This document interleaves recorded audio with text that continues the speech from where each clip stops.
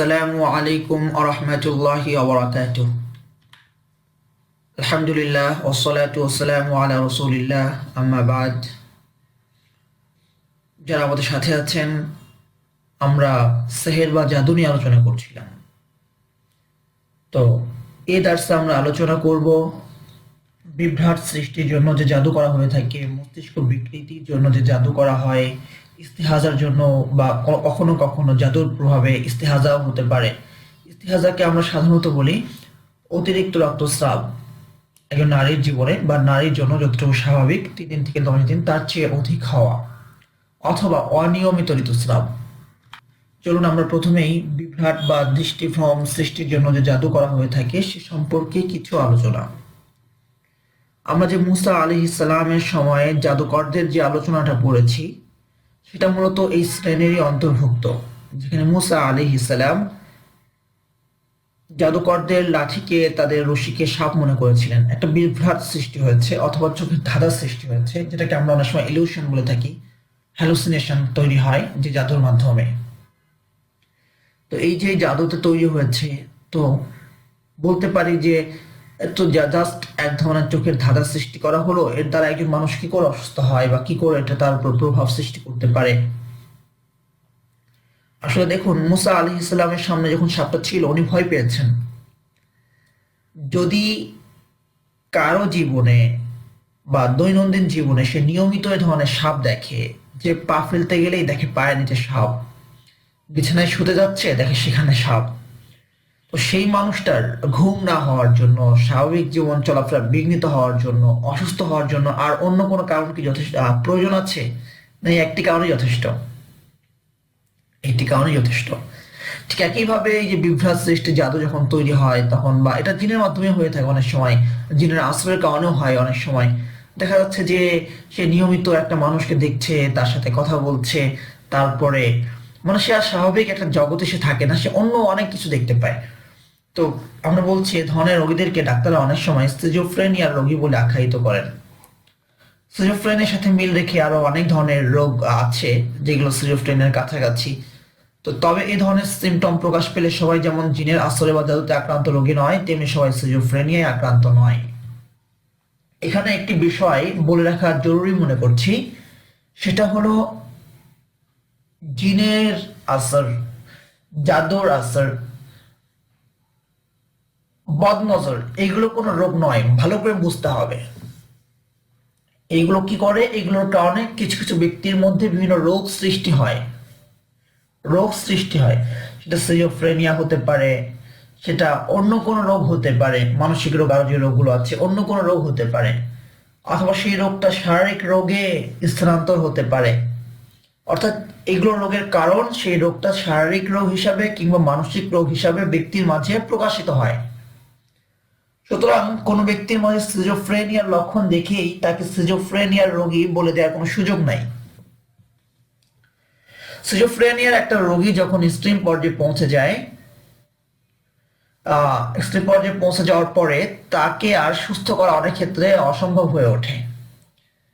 কখনো কখনো ডাক্তাররা তো এ ধরনের কথাও বলে থাকেন যে মানসিক রোগের ক্যান্সার হলো সিজোফ্রেনিয়া। জানি না এই কথা হয়তো বা ধীরে ধীরে চেঞ্জ হয়ে যাবে, কারণ হলো যে যখন সিভিয়ার লেভেলে পৌঁছে যায় তখন তার সুস্থতা আশা করাটা অনেক সময় আর সম্ভব হয়ে ওঠে না।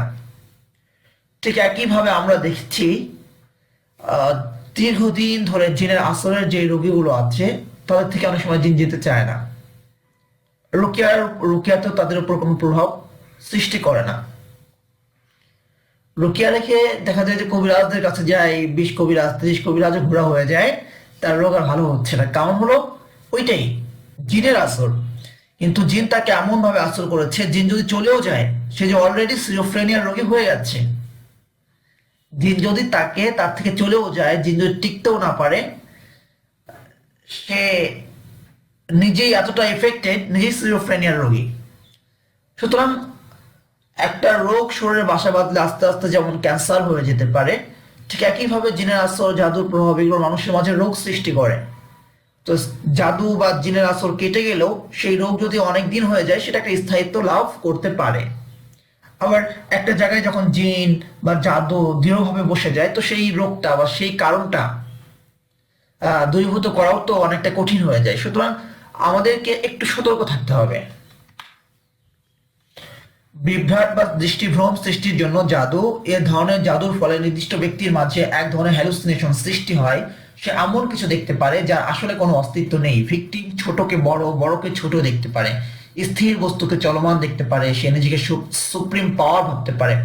অনেক ব্যক্তির মাঝে এই ধরনের লক্ষণগুলো দেখা যায়। সে নিজেকে সবচেয়ে বড়, সবচেয়ে পাওয়ারফুল, জিনের সর্দার, এই জাতীয় অনেক কিছু দাবি করে।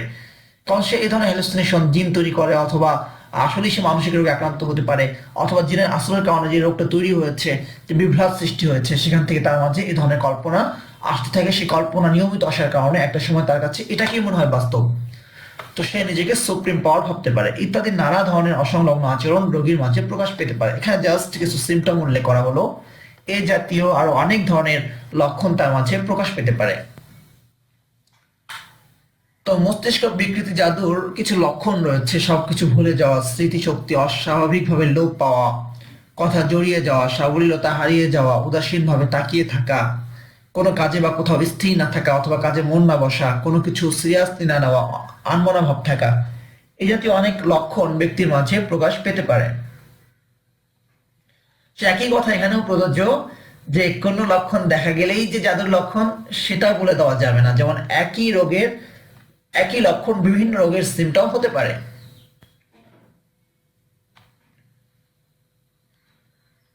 তো এরপর আমরা ইস্তেহাজার জাদু সম্পর্কে কিছু আলোচনা করব ইনশাল্লাহ। মস্তিষ্ক বিকৃতি জাদু নিয়ে আলোচনা হলো। বিভ্রাট সৃষ্টি জাদু, মস্তিষ্ক বিকৃতি জাদু। তো মস্তিষ্ক বিকৃতির জাদুটা আসলে বিভ্রাট সৃষ্টি জাদু থেকে একটু ভিন্ন রকম। সেটা হলো যে মস্তিষ্ক বিকৃতির জাদুটা হলো কোনো ব্যক্তির মস্তিষ্ককে বিলুপ্ত করে দেওয়া বা বিলোপ করে দেওয়া, যেটাকে আমরা বলছি পাগল বানিয়ে দেওয়া। কিছু মনে থাকে না, সব ভুলে যায়, কিছু মনে নেই। আপনি যখন কোনো একটা বিষয়ে কিছু মনে করতে পারবেন না, হ্যাঁ, নিজের নাম কি, বাবার নাম কি, তো এটাই তো একটা মানুষের পাগল হওয়ার জন্য যথেষ্ট। টেনশন, অস্থিরতা কাজ করা, হ্যাঁ, যে আমি কিছু মনে রাখতে পারছি না, কথা জড়িয়ে যাওয়া, সাবলীলতা হারিয়ে যাওয়া, এই জাতীয় বিভিন্ন লক্ষণ মস্তিষ্ক বিকৃতি জাদুর কারণে হয়ে থাকে। তো ইস্তেহাত জাদু তৃতীয় প্রকার, যেটা আমরা আজকে আলোচনা করব। প্রথমেই বলে নেওয়া ভালো, অনিয়মিত ঋতুস্রাব নারীদেহের একটি সাধারণ জটিলতা। প্রায় প্রতিটি নারী তার জীবনের কোনো না কোনো সময় অনিয়মিত ঋতুস্রাব সমস্যায় ভুগে থাকেন। কেউ কি বলে, প্রাপ্তবয়স্ক হওয়ার প্রথম দিকে, কখনো কখনো শেষের দিকে, বিভিন্ন সময়ে এই জাতীয়, অথবা কখনো কখনো যে বিভিন্ন ধরনের তারা কন্ট্রাসেপটিভ মেডিসিন গ্রহণ করে সেজন্য হতে পারে। আরো কি কি কারণে হতে পারে অনিয়মিত ঋতুস্রাব, এটা ডাক্তাররা ভালো বলতে পারবেন। কিন্তু এটা স্বাভাবিক একটা প্রক্রিয়া একটা নারীর জীবনের জন্য। অনিয়মিত ঋতুস্রাব সাধারণত শারীরিক সমস্যার কারণেই হয়ে থাকে, কদাচিৎ তার জিন বা জাদুর প্রভাবে হয়। জিনের আশ্রয় অথবা জাদুর প্রভাব ইত্যাদি কারণে, ইত্যাদির ইফেক্ট হিসাবে হয়ে থাকে। বিভিন্ন মেডিসিনের প্রভাবে যেমন হতে পারে, শারীরিক কন্ডিশন চেঞ্জের কারণে যেমন হতে পারে, ঠিক একইভাবে জাদুর কারণেও হতে পারে, জিনের আশ্রয়ের কারণেও হতে পারে। সুতরাং এটা একটা জাস্ট একটা সম্ভাবনা। 21 দিন থেকে 35 দিনের মধ্যে নিয়মিত ঋতুস্রাব হয়, যেটা স্বাভাবিক প্রক্রিয়া একটা নারীর জন্য, নারী জীবনের জন্য। কিন্তু এর চেয়ে বেশি হওয়া, 21 দিনের কমেই আবার নতুন করে হচ্ছে, 10 দিনের বেশি হয়ে যাচ্ছে, তো এই যে বিষয়গুলো, আমরা যদি এরকম হতে থাকে এবং কোনো ধরনের মেডিকেল কোনো কজ সেখানে খুঁজে পাওয়া না যায়, সেক্ষেত্রে আমরা একটা প্রাথমিক ধারণা করতে পারি যে এটা জাদুর প্রভাবের কারণে হচ্ছে কিনা। কখন হয়? তো স্বাভাবিক কারণ, আমাদেরকে যেহেতু ওয়াসওয়াসা সৃষ্টি করে আমাদের মাঝে, দেখা যাচ্ছে যে কিছু হলেই এটাকে জিনের আসর, জাদুর প্রভাব ইত্যাদি বলে দিচ্ছে আমাদের রাকিরা। কেন বলছে? কারণ হলো যে এটা যে অন্য কোনো কারণে হতে পারে এ বিষয়ে তার কোনো আইডিয়া নেই। অন্য কারণ, সেই কারণগুলো কি সেগুলো বোঝা জরুরি না, এতটুকু বোঝা জরুরি যে অন্য কোনো কারণে এই সমস্যাটা হতে পারে। ঠিক একইভাবে আমাদের বোনদের যারা খুব বেশি জিনের আসর, যাতে বিশ্বাস করেন, কিছুতে কিছু হলেই তারা জিনের আসর, জাদু ভেবে বসে থাকেন, তাদেরও জানা উচিত আসলে আরো কি কি কারণে হতে পারে। তো সেটাই বলা হচ্ছে, শরীরে এস্ট্রোজেন ও প্রোজেস্টেরন হরমোন তারতম্য হলে, নারীরা হঠাৎ করে জন্ম নিয়ন্ত্রক ওষুধ বন্ধ করে দিলে, বিভিন্ন ধরনের মানসিক চাপের ফলে, শরীরের রক্ত কমে গেলে অর্থাৎ অ্যানিমিয়া হলে, অ্যানিমিয়াকে বলা হয় শরীরে রক্ত শূন্যতা, যেটা অনেকের ক্ষেত্রে ওজন বেড়ে গেলে জরায়ুর বিভিন্ন জটিলতার কারণে সর্বশেষ সময় পুরুষের শরীর থেকে আসা অসুখের প্রভাবে, যেমন গনোরিয়া, সিফিলিস ইত্যাদি, শরীরে টিউমার বা ক্যান্সার ইত্যাদি অসুখের সিমটমও হতে পারে। প্রি মেনোপজনের সময় হতে পারে। শিশুদেরকে বুকে দুধ খাওয়ানোর সময় নারীর অনিয়মিত ঋতুস্রাব হতে পারে। বিভিন্ন কারণেই হতে পারে। অনিয়মিত ঋতুস্রাব কখন জাদুর প্রভাব হতে পারে? যখন ডাক্তার অনিয়মিত ঋতুস্রাবের কোনো কারণ নির্ণয় করতে পারছেন না, কোনো কারণ খুঁজে পাচ্ছেন না, কিন্তু জিনের আসর বা জাদুর কোনো লক্ষণ অনুভব করছেন। অর্থাৎ এখানে দুটি বিষয় আমরা এখানে উল্লেখ করেছি। একটা হলো ডাক্তার এই রোগের কোনো কারণ খুঁজে পাচ্ছে না। দ্বিতীয় হলো জাদুর আসরে যে লক্ষণগুলো আমরা উল্লেখ করেছি, মাথা ব্যথা থাকা, বিষণ্ণতা কাজ করা, অথবা পেটের মধ্যে ব্যথা করা, অথবা অথবা এই জাতীয় যে কোনো যে কারণগুলো আমরা উল্লেখ করেছি, এগুলো কোনো একটি কারণ সে ব্যক্তির মাঝে পাওয়া যাচ্ছে। জাদুর সাধারণ যে লক্ষণগুলো আছে, তো একদিকে জাদুর লক্ষণ আছে, অপরদিকে এটার মেডিকেলি কোনো ব্যাখ্যা এখানে নেই। তো তখন আমরা এটাকে জাদুর একটা প্রভাব হিসাবে প্রাথমিক পর্যায়ে ধরে নিয়ে রুকিয়ার মাধ্যমে এটা আমরা নিশ্চিত হতে পারি। অনিয়মিত ঋতুস্রাবে জাদুর লক্ষণ অধিকাংশ সময়, যে আমরা বললাম যে জাদুর লক্ষণ প্রকাশ পেতে পারে, কি কি লক্ষণ? অধিকাংশ সময় মাথা ব্যথা থাকা, মাথা ভার হয়ে থাকা, ঘুম ঠিক মতো না হওয়া, ঘুমের মাঝে ভয়ঙ্কর স্বপ্ন দেখা, চমকে ওঠা, একাকিত্বকে ভালোবাসা, বিষণ্ণ থাকা, ইবাদতে আগ্রহ হারিয়ে ফেলা, বেশিরভাগ সময় মেজাজ খিটখিটে থাকা। এমনিও মেজাজ খিটখিটে হতে পারে এই সময়টাতে অনিয়মিত ঋতুস্রাবে। শরীরের বিভিন্ন স্থানে ব্যথা করা, বিশেষত ব্যাক পেইন কিংবা লজ্জাস্থানে ব্যথা, তো ইত্যাদি যদি কারণ এই লক্ষণগুলো দেখা দেয়, তাহলে আমরা একটা ধারণা করে নিতে পারি যে না, এখানে জাদুর একটা প্রভাব আছে। তারপর আমরা রুকিয়ার মাধ্যমে সেই বিষয়টি নিশ্চিত হব। অনিয়মিত ঋতুস্রাব বা ইস্তিহাজা যে জাদুর প্রভাবে হতে পারে, এটা আমরা হাদিস থেকেও জানতে পারি। হামনা বিনতে জাহাজ রাদিয়াল্লাহু তাআলা আনহাকে রাসূল সাল্লাল্লাহু আলাইহি ওয়াসাল্লাম বলেছিলেন, ইন্নামা হিয়া ওয়াক্তাতুম মিন রাকাদাতিশ শায়াতিন। তিনি মুস্তাহাদা ছিলেন বা তিনি ইস্তিহাদাগ্রস্ত ছিলেন, তখন বলেছিলেন এটি হলো শয়তানের একটি পদাঘাত। কিন্তু এখন বিষয় হলো যে, যেহেতু আমরা দেখতে পাচ্ছি স্বাভাবিক নারীর জীবনের একটা স্বাভাবিক জটিলতা এটা, সুতরাং এর চেয়ে এটা জাদুর প্রভাবে হতে পারে, অন্য কোনো কারণেও হতে পারে। সুতরাং যখন আমরা সুস্থতা নিয়ত করব অথবা এটা থেকে বের হয়ে আসার আমরা চেষ্টা করব, তখন একদিকে যেমন শুধুমাত্র আমরা সবসময় চিকিৎসার আশ্রয় গ্রহণ করব না, আবার সবসময় জাদুর প্রভাব ধরবো না। আমাদেরকে মধ্যম পন্থা অবলম্বন করতে হবে। আল্লাহ সুবহানাহু ওয়া তাআলা সমস্ত কিছুকে সুন্নাহ অনুযায়ী বা একটা রীতি অনুযায়ী সৃষ্টি করেছেন। সেই রীতিটা হলো যে কজ অ্যান্ড ইফেক্ট, এটা আল্লাহ সুবহানাহু ওয়া তাআলা তাকদীরে তিনি এভাবেই লিখে রেখেছেন, এভাবেই চলছে। সুতরাং এই কজগুলো কি কি সেটা যেমন আমাকে নির্ণয় করা দায়িত্ব, ঠিক আসবাব উপকরণ গ্রহণ করাও দায়িত্ব। সুতরাং আমাকে সমস্ত ধরনের ট্রিটমেন্ট গ্রহণ করতে হবে। সেই সব সমস্ত বিষয়কে মিলিয়ে আমরা এখানে বলতে পারি সুস্থতা নিয়তে সূরা ফাতিহা ও আয়াতুল শিফা পড়ুন। আল্লাহ সুবহানাহু ওয়া তাআলা সূরা ফাতিহার মধ্যে শিফা রেখেছেন নিঃসন্দেহে। এই সূরার একটি নাম হলো সূরাতুশ শিফা, আরোগ্যের সূরা। উদাহরণস্বরূপ আমরা বলতে পারি বিষ যে পানি হয়ে গেল সূরা ফাতিহা দিয়ে রুকিয়া করার কারণে, তো সেখানে এটা তো জাদুর প্রভাব ছিল না, জিনের আসর ছিল না, এটা একটাকে আমরা রোগ বলতে পারি, তো সেটা পর্যন্ত ভালো হয়ে যাচ্ছে।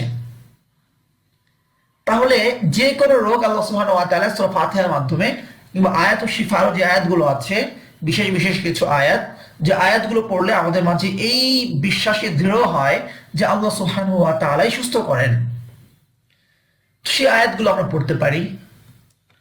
পাশাপাশি আমাদেরকে মেডিকেল ট্রিটমেন্টও গ্রহণ করতে হবে। জীবনযাপনে পরিবর্তন আনুন, অর্থাৎ ঘুমের রুটিন ঠিক করুন, খাবারের রুটিন ঠিক করুন, কিছু সময় ব্যায়াম করুন, কিছু সময় কাজ করুন। তো আমরা এমন একটা প্রজন্মে চলে এসেছি, আমরা সবাই ব্রয়লার হয়ে গেছি। যেমন ব্রয়লার মুরগি যেমন কোনো ছোটাছুটি করে না, কোনো দৌড়াদৌড়ি করে না, আমাদের এই যে মোবাইল হাতে আসার পরে আমরা ব্রয়লার হয়ে গেছি। এই যে একটা জায়গায় বসে থাকা, স্থির থাকা, কাজ না করা, কাজের বুয়া কাজ করে, মা কাজ করা, বুয়ার মতো খাটানো, আমি শুধু খাই ঘুমাই আর মোবাইল নিয়ে পড়ে থাকি, এগুলো তো অসুস্থ মানসিকতা। একটা মানুষের স্বাভাবিক জীবনযাত্রা যেমন হওয়া উচিত যেভাবে হাতের ব্যায়াম হওয়া উচিত, যেভাবে আমাদের খাবারটা হজম হওয়া উচিত, যেভাবে আমাদের শরীরের হকটা আদায় করা উচিত, সেভাবে যখন আমি করব না, তখন তো আমি স্বাভাবিকভাবে অসুস্থ হয়ে যাব সমস্ত জায়গায়। সেটা যেমন একটা নদী, নদীর মধ্যে যদি জায়গায় জায়গায় বাঁধ দেওয়া হয়, তাহলে কি নদীর সেই প্রভাবনতা থাকবে? থাকবে না। আস্তে আস্তে সেখানে পলিমাটি পড়তে থাকবে, নদী সংকীর্ণ হয়ে যাবে, ভরাট হয়ে যাবে। বিষয়টা এরকম, চর পড়বে। আমাদের যেভাবে কাজ করা উচিত দৈনন্দিন জীবনে, সেটা আমাদের অব্যাহত রাখতে হবে। এজন্য যা যা প্রয়োজন সেভাবে আমাদেরকে আমাদের রুটিনটা মেনটেন করতে হবে। আমাদের 24 ঘন্টার সময়টাকে শরীরের ওজন নিয়ন্ত্রণে রাখতে সচেষ্ট হন। মানসিক চাপ মুক্ত থাকার চেষ্টা করতে হবে। পুষ্টিকর ও স্বাস্থ্যকর খাবার খেতে হবে। রুকিয়া শুনুন এবং পড়ুন। নিজে পড়ুন এবং কায়েদের রুকিয়া শুনুন। এটা আপনি সরাসরি আপনার মাহরাম বোন থাকতে পারে, স্ত্রী থাকতে পারে, অথবা আপনি যদি নারী হয়ে থাকেন, আপনার কোনো ভাই থাকতে, সরি এটা তো নারীদের ক্ষেত্রে বলা হচ্ছে, আপনার যে মাহরাম যে ভাইরা আছেন এবং যারা আহ স্বামী আছেন, তাদের কাছ থেকে রুকিয়া শুনতে পারেন, আপনি অডিও শুনতে পারেন, আপনি নিজে পড়তে পারেন। তো এই পর্যন্তই। তারপর আমাদের সর্বশেষ কথা হলো, যদি আপনি রুকিয়া শুনতে গিয়ে কোনো প্রভাব আপনার মাঝে সৃষ্টি হয় রুকিয়া শুনে, তাহলে বুঝবেন যে না, আপনার এই সমস্যাটা জাদুর কারণেই। সুতরাং তখন আপনাকে প্রথমত রুকিয়ার উপরে প্রাধান্য দিতে হবে। রুকিয়ার উপরে আপনাকে প্রাধান্য দিতে হবে, রুকিয়াকে প্রাধান্য দিয়ে আপনাকে ট্রিটমেন্ট গ্রহণ করতে হবে। পাশাপাশি এটা যদি সমস্যাটা জটিল হয়ে যায়, বেশি হয়, সেক্ষেত্রে অবশ্যই মেডিকেল ট্রিটমেন্টও আপনাকে গ্রহণ করতে হবে। জাদু হলেই যে আর মেডিকেল ট্রিটমেন্ট গ্রহণ করবেন না, কারণ আমরা কি বলেছি, জাদু কোনো রোগ না। তো জাদুটা যখন আপনি দূর করবেন, রোগের কারণটা আপনি দূর করছেন, কিন্তু অলরেডি যে রোগটা আপনার মাঝে বাসা বেঁধেছে বা আপনার মাঝে তৈরি হয়েছে, এটাকে দূর করার জন্য তো মেডিকেল ট্রিটমেন্ট অনেক সময় গ্রহণ করার প্রয়োজন হতে পারে। জাযাকুমুল্লাহু খায়রান, আহসানাল জাযা।